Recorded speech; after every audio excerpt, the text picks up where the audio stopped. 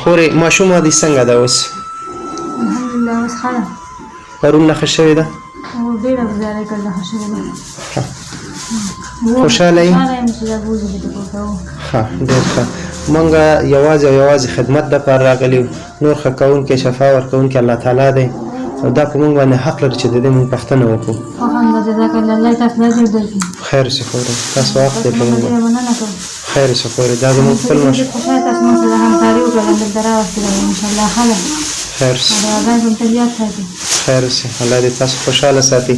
د اولاد درد هر چا ته معلوم دی خو هغه ورځ زه په دې پوه شوم چې تاسو ډېر ځورېدئ او دا ماشوم هم ډېره زیاته فضابه وه چې تر څو مې د وسه کېږي انشاءالله ستاسو لاسنیوی به زه پرې نه دم انشاءالله د دې ماشوم به همیشه پوښتنه کوم او ستاسو به هم پوښتنه کوم.